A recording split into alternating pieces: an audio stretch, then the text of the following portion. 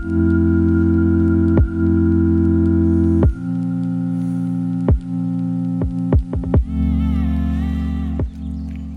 sure you're wondering why I'm tromping through this tick-infested meadow at 6 o'clock in the morning.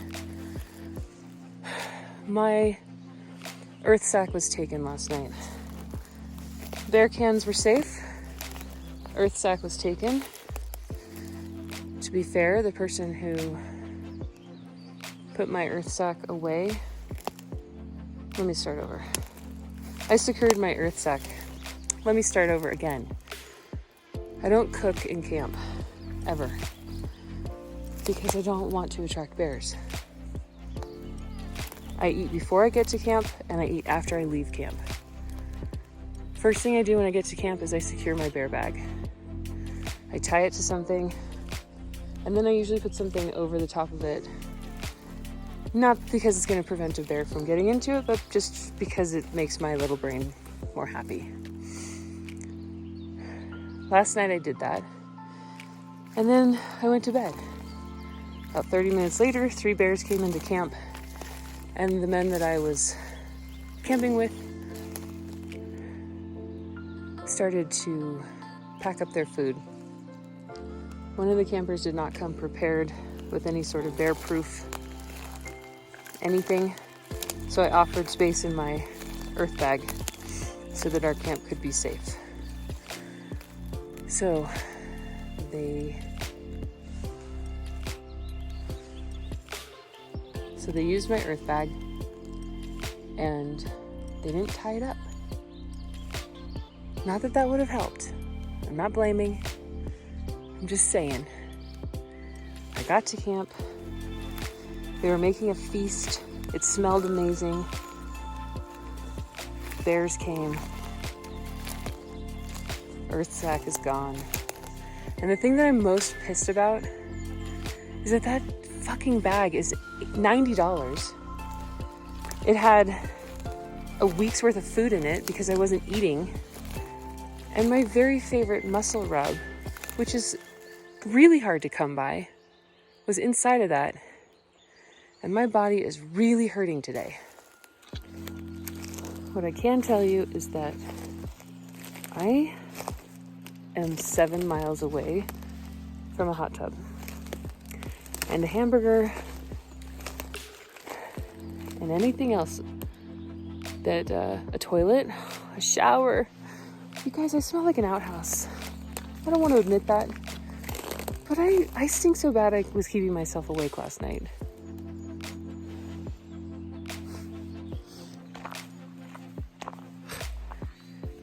I'm leaving camp. Did not find the bear bag or the earth sack, which is fine. I guess it is worth carrying a bear can, or at least knowing how to tie the bear sack up correct. I don't know. Anyway, I wanted to jump back on to just say that even though I had a sleepless night, I do finally have an appetite now that my food's gone. I'm hungry and I can't wait to get into town and have a giant hamburger. I think I've already mentioned that. It's just what's on the brain right now. And man, you know what? I just had an amazing time. Despite all of the bears and the water crossings and the snow and all that stuff. I mean, I think it just kind of made the trip... Am I even going in the right direction? Hold on. Sorry, I am going in the right direction. You gotta check on these trails because sometimes the trail just sort of wanders off or there's no trail at all. Anyway, my point is, A, I don't remember what I was saying, and B, this has been an amazing trip. Despite all of the challenges, I feel vindicated, I think is the right word, because I spent months preparing for this and going over all the little details, like how to do a river crossing, how to do a snow crossing, what to do in case of a bear or a mountain lion, you know, how to Just, oh wow. I don't have to do a water crossing. This is the best day ever.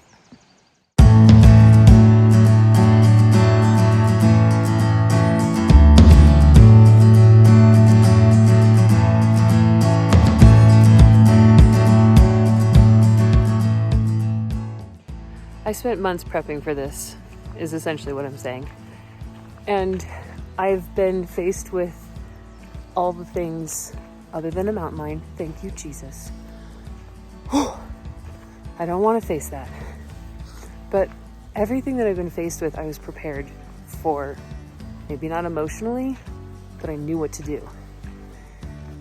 Last night, I got into camp, and I was really hoping to camp with people. I just had a weird feeling. So I saw these 3 guys camped out, and I asked if I could camp with them. Actually, they offered. I was like, yes. And I was done, you guys. I was like, one eye was already shut. I was ready for bed. I tied my earth sack up. I set up camp, and I went to bed. And then the bear stuff happened. So I jumped out of bed, and one of these hikers was taking a selfie with the bear. So I get out my trusty hiking poles, and I start clacking them together and yelling, go on. Just like Dixie, go on, get. Man, I can't do it as good as she does it, but I'm sure if you're watching this, you know who Dixie is, and she's the most badass woman. But anyway, she always says, go on, get. Now, I didn't say that because I'm from California, and that would have been ridiculous. But I was yelling at this bear. And then 2 more fucking popped up. 3, y'all. 3. Oh, fuck. So then the one guy there that has the most experience with camping, like he's been backpacking for years, he is throwing sticks at him and yelling, and then one of the other guys grabs his pot and pan and starts banging on it, and then the 3rd guy starts taking selfies. Like, I'm gonna die tonight. I am gonna die tonight. This guy taking a selfie. So that's when they start to scramble around. Oh, wow. Look at that, river crossing, no hands. And the guy with experience says, all right, we need to get all of our food packed up now. You guys, they had like a full-on, I don't know how they're backpacking like this, but they had a full-on kitchen. I mean, a backpacking kitchen, They were like mixing ingredients. 2 of the guys were Indian, and they were making some sort of rice curry. Oh my God, it smelled so good. I mean, no wonder the bears came, right? It wasn't this dehydrated shit that I've been eating for the last 5 days. So anyway, they had like noodles and fresh vegetables. Oh, day 1 on the trail for them. So of course they're gung-ho. They're clean. Anyway, I digress. So they had amazing food, and they're sitting there like cooking it and talking about recipes and different types of curry, and then the bears show up. The bears did not leave camp. And by did not leave camp, I mean they were within 10 feet of our camp until 2:30 this morning. And we could hear them. The experienced hiker was throwing stuff at them until 2 o'clock in the morning. And when they finally got the earth sack, which they did like fucking ninjas, I put so many sticks over the top of that. Not like sticks, like branches. Brittle branches. Because I thought, if they try and get this, at least we'll hear them.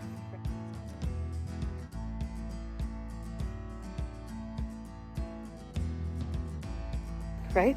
We did not hear them at all. Then, one of the guys left their water bottle on top of the place where they were all cooking, and a bear freaking bit it. And it was, not joking, maybe 5 feet away from my head. They were so quiet when they were invading our camp. But anyway, the earth sack is gone, and I kind of consider it a sacrifice because once they got that earth sack, they left the camp alone and we were able to sleep, sort of. Going through what feels like miles and miles and miles of tree thinning situations with big logging roads, because I don't really have to think about anything else right now, like where to camp next or what hill to climb or any of that kind of stuff. I'm able to think about other things. For one, I don't think it's fair for me to blame other people for my earth sack being taken. It was my responsibility to make sure that that was tied up correctly. It's my property, it was my food. I offered the extra space I had, and I should have done that. I should have tied it up myself. So it's not fair for me to blame those guys, and I just wanted to say that. I did not anticipate a road crossing today. This is very cool. It's not as busy or scary. Well, it's not busy at all, but it's not as scary as 80 or 50. I feel 100% safe taking my time crossing this road. It's just a surprise to me. Wow. I've been able to check off everything on my list. So cool. Thank God for day hikers, man. They came through for me. I'm so hungry. I haven't been hungry in 5 days, and today is the day that I just feel so like my stomach is just feed me right now. I don't care what you have to do. And these day hikers walked past me and I was like, do you have any food?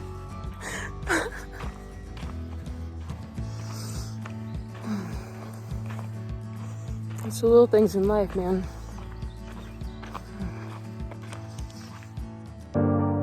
Page Meadows.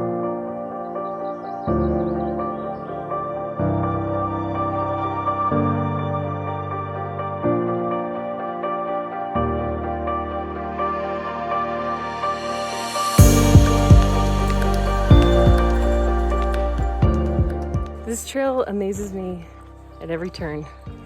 Whether it's some amazing vista or life-threatening experience or something that I've accomplished that I never thought possible. This has been amazing. This has been amazing.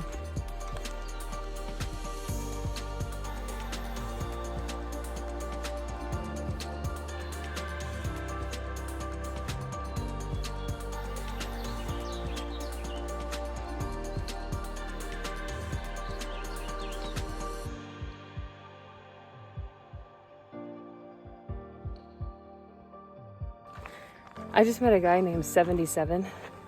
That's his trail name. Because he did the PCT in 1977. It's incredible. We just sat and talked for about, I don't know, half an hour. And he was telling me all kinds of stories about the PCT back in the 70s and the AT and the Colorado Trail and Mount Hood, which I'm hoping to do soon. The Timberline Trail, and we were swapping stories, and man, I love this community. I love these people. Hikers are a rad bunch of people.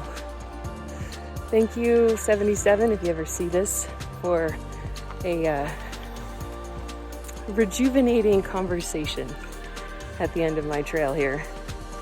It has been greatly appreciated.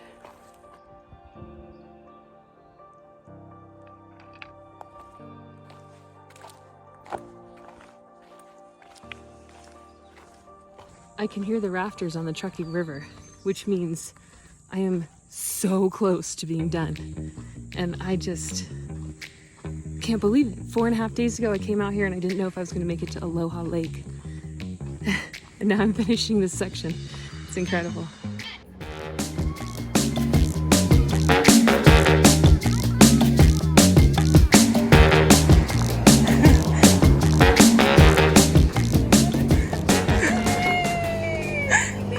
The #1 trail angel, Mama Shred.